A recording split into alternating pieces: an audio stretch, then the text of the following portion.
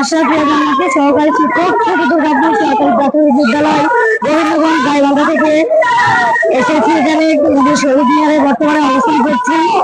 গত 3 দিন থেকে আমরা সেই দুর্বিষহ অবস্থায় খেয়ে না খেয়ে এই বেরিতে দিন রাত মহিলা শিক্ষকদের সংগ্রাম করে যাচ্ছি। এখন পর্যন্ত মাননীয় উপযুক্ত মহোদয়ের কাছ থেকে সুনির্দিষ্ট কোনো সুরাহা পাইনি। আমরা আর কত এখানে করে থাকবো, আর কত কষ্ট করবো, আর কি করলে আমাদের সমাধান আসবে? দয়া করে মাননীয় উপযুক্ত মহোদয় বিনীত অনুরোধ করছি, আমাদেরকে এই গ্রামী থেকে মুক্তি দিয়ে, তৃতীয় শ্রেণীর গ্রামী থেকে মুক্তি দিয়ে আমাদের 3 দফা আরোপ করে দাবি আদায় করে দ্রুত আমরা যেন স্কুলে ফিরে যেতে পারি, তার জন্য আহ্বান করছি।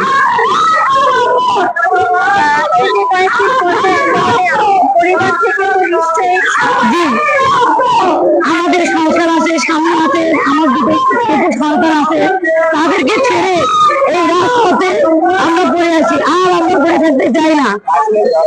আমরা পরিবার থেকে তো অবশ্যই বাবার মুখে পড়তেই হয় ম্যাডাম।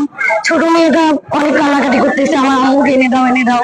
আমি বারবার বলছি, আম্মু আমি ভালো কিছু নিয়ে আসবো, আম্মু তুমি শুধু আমার জন্য দোয়া করো, ভালো কিছু নিয়ে আসবো। অনেক কিছু করে সান্ত্বনা দিয়ে রাখছি ম্যাডাম। তাই আজকের মধ্যে যে সুরাহা আমরা যেন সফল হয়ে জি জি, আর কত করে থাকবো ম্যাডাম এই বেদিতে? আমরা তো আমাদের অবস্থান কর্মসূচি যতক্ষণ পূরণ হবে না